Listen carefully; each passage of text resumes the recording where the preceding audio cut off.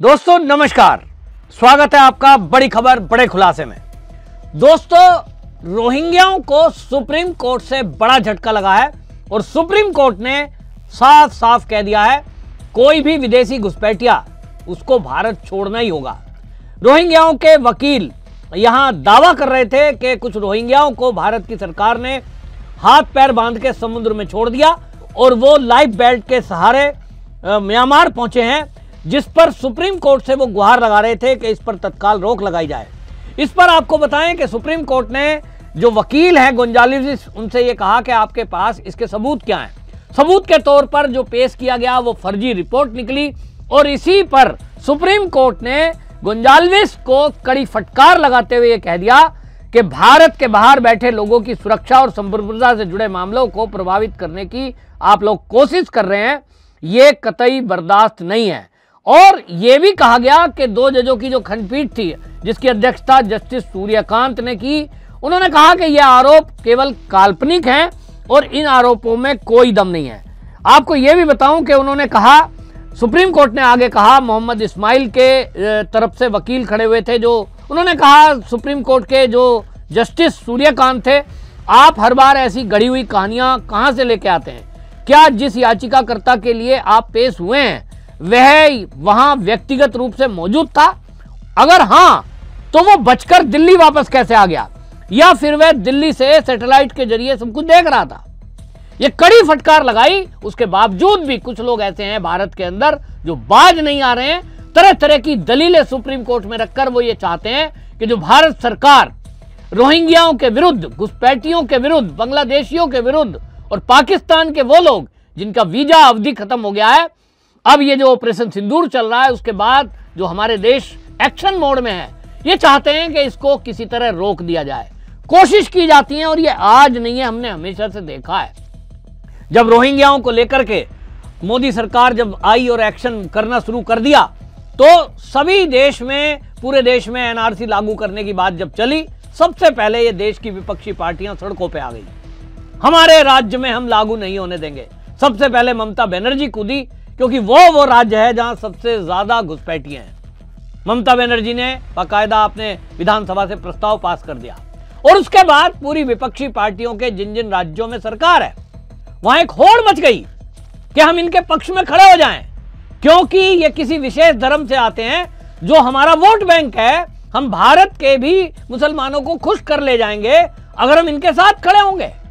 और ये बहुत खतरनाक ट्रेंड है कि वोट लेने के लिए विदेशी घुसपैठियों को जो अवैध रूप से यहां आए हुए हैं उसके पक्ष में जब राजनीतिक दल खड़े हो जाएं, राजनीतिक दल खड़े हो गए, कुछ एनजीओ बनाकर लोग उनके साथ खड़े हो गए और सुप्रीम कोर्ट तक में केस डाल दिया कि साहब ये बच्चे हैं, महिलाएं हैं, इनको रहने का अधिकार है, मानवता के नाम पर इनको रहने दिया जाए। तो दिल्ली में हाई कोर्ट में एप्लीकेशन लगाई गई और हमने देखा कि जब दिल्ली के जहांगीरपुरी में बुलडोजर एक्शन शुरू हुआ, तब उस बुलडोजर एक्शन में वो रोक लगवा दी गई। कह दिया साहब ये कैसे गिरा सकते हो आप, ये बुलडोजर ऐसे चल ही नहीं सकता, ये अवैध घुसपैठिए हैं, लेकिन इनके ऊपर बुलडोजर एक्शन नहीं होगा। और हमारे कोर्ट में बैठे हुए जज साहब वो तो बड़े दयालु हैं, तत्काल रोक लगा दी गई। आपने देखा कि किस तरह से उत्तराखंड में जब रेलवे की जमीन को छुड़ाने के लिए एक्शन लेने की बात आई, तब उसके बाद सुप्रीम कोर्ट में सुनवाई हुई, रोक लगा दी गई कि पहले इनको घरों को, जहां से इनको भगा रहे हो यहां से, पहले इनको रहने का ठिकाना करो। ये तो हाल है, तो क्या होगा? लेकिन अब सुप्रीम कोर्ट का रुख बदला बदला नजर आ रहा है। जो आज देश के हालात हैं, जो आज देश में चीजें चल रही हैं, शायद देश की न्यायपालिका को भी समझ में आ गया है कि देश के अंदर अब ये करंट किस चीज का है। इस समय देश का मूड बदला हुआ है। जब से हमारे देश के अंदर 22 अप्रैल की घटना हुई है पहलगांव की, उसके बाद से देश गुस्से में है और हर देशवासी ये कह रहा है कि अब इस देश के अंदर भारत के जो भी दुश्मन हैं, जो भी घुसपैठिए हैं, चाहे वो पाकिस्तान के हैं, फिर चाहे वो म्यांमार के हैं, चाहे वो बांग्लादेश के हैं, उनको खोजो और एक एक करके उनको निकाल कर बाहर करो। ये धर्मशाला नहीं है। धर्मशाला में भी नियम होता है कि आप आओगे, 5-6 दिन रुकोगे तो धर्मशाला में भी पेमेंट करनी पड़ती है, खाना पानी का पैसा देना पड़ता है। लेकिन यहां भारत में 5 करोड़ बांग्लादेशी और रोहिंग्या घुसपैठिए और उस पर ऊपर 1 करोड़ पाकिस्तान से आए हुए वो लोग जिनका वीजा भी खत्म हो गया है, वो यहां रह रहे हैं। वो 1 करोड़ नहीं है, 1 करोड़ तो वो संख्या है जो शादियां करके यहां है। अब तो पता लग रहा है कि जो शादी कर करके यहां आए हुए हैं, लड़का या लड़की, उनकी तीसरी पीढ़ी यहां पर है, वो संख्या 1 करोड़ पहुंच गई है।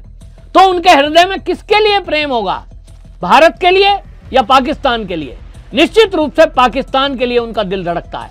तभी यहां सड़कों पर अगर पाकिस्तान का झंडा लगा दिया किसी ने, तो उस सड़क पर लगे हुए पाकिस्तान के झंडे पर कोई पैर नहीं रख रहा है। कहीं बांग्लादेश का झंडा लगा दिया तो उस पर पैर नहीं रख रहे हैं, क्योंकि 5 करोड़ बांग्लादेशी रोहिंग्या, उनका प्रेम किससे है? भारत से नहीं है। वो कहते हैं भारत माता की जय हम बोल नहीं सकते, हमारा धर्म अलाउ नहीं करता, हम पूजा पद्धति भी नहीं होने देंगे, यात्रा कोई निकलेगी उस पर पथराव करेंगे, क्योंकि आपने हमारे धार्मिक स्थल के सामने जय श्री राम का नारा लगा दिया। तो भारत में जो धर्म के आधार पर देश का बंटवारा हुआ 1947 में, आज भारत का बहुसंख्यक हिंदू अपने ही देश में 2ym दर्जे का बन गया। ना वो हनुमान जी जयंती मना सकता है, ना राम नवमी मना सकता है। इवन इतना छोड़िए, वो चंदन की जो हत्या की गई थी उत्तर प्रदेश में, वो तो केवल इसलिए कर दी गई कि वो तिरंगा यात्रा निकाल रहा था। आप भारत माता की जय लगाएंगे तो कहेंगे साहब हमारी इससे धार्मिक भावनाएं आहत हो रही हैं। तब ऐसे में सवाल उठता है कि ये जो रोहिंग्या, ये जो बांग्लादेशी, ये जो पाकिस्तानी यहां भारत में अवैध रूप से रह रहे हैं, इनको रहने दिया जाए कि नहीं? धर्मशाला नहीं है तो सुप्रीम कोर्ट ने बता दिया कि जाना पड़ेगा। सुप्रीम कोर्ट ने कह दिया कि देखिए, आप अब कुछ भी बात करें तो वकील निर्वासन पर रोक लगाने की बात कर रहे हैं, लेकिन सुप्रीम कोर्ट ने कह दिया कि यह कोई असर नहीं पड़ेगा इस पर। जस्टिस सूर्यकांत ने कह दिया कि रोहिंग्या लोगों से जुड़ी याचिकाएं चीफ जस्टिस की 30 जजों की बेंच को सौंप दी है और 8 मई को इसकी सुनवाई हुई थी। अब यह 31 जुलाई को फाइनल डिसीजन आएगा। जस्टिस सूर्यकांत ने कहा कि इस मामले में रिपोर्ट पर हम अपनी बात रखेंगे। भारत से बाहर बैठे लोग हमारी सुरक्षा और संप्रभुता से जुड़े मामलों को प्रभावित करने की कोशिश करते हैं। जज साहब ने बिल्कुल बाहर कर दिया कि विदेशों में बैठे हुए लोग, ये जो एनजीओ के जरिए खेल चला रहे हैं, ये खेल अब भारत में नहीं चलेगा। और इसलिए हमारे भारत की संप्रभुता की बात है, हमारी सुरक्षा की बात है। आप कोई विदेश में बैठा हुआ जॉर्ज सोरस टाइप का आदमी भारत में एक एनजीओ बना लेता है और मानवता के नाम पर यदि यहां घुसपैठियों की पैरवी करता है, यह भारत में अब नहीं चलेगा। सुप्रीम कोर्ट ने बिल्कुल स्पष्ट कर दिया। आप देखिए कि आप किसी धर्मशाला में रुकते हैं तो वहां पेमेंट देते हैं, लेकिन यहां भारत में ये जो 6 करोड़ पाकिस्तानी, रोहिंग्या, बांग्लादेशी ये घुसपैठिए रह रहे हैं, ये फर्जी राशन कार्ड बनवाते हैं, फर्जी डॉक्यूमेंट बनवाते हैं और हमारे कानून में इसके लिए कोई प्रावधान नहीं है कि इनको कोई सजा मिले। मुझे याद आता है बार बार सुप्रीम कोर्ट के जो अश्वनी उपाध्याय, जाने माने वकील और राष्ट्रवादी हैं, वो मांग करते हैं कि इसमें पॉलीग्राफी टेस्ट होना चाहिए, इसमें नार्को टेस्ट होना चाहिए और जो भी इसमें दस्तावेज फर्जी बनाने वाले लोग हैं उनके ऊपर राष्ट्रद्रोह का केस चलना चाहिए, उनको जेल में डालना चाहिए। जब तक सरकार ऐसा कानून नहीं बनाएगी, ये घुसपैठिए बसते रहेंगे और न्यायपालिका का कानून भी बदलना पड़ेगा, नहीं तो ये यहां ही बसते रहेंगे। आपकी क्या राय है? कमेंट में जरूर लिखिए, वीडियो को शेयर करिए।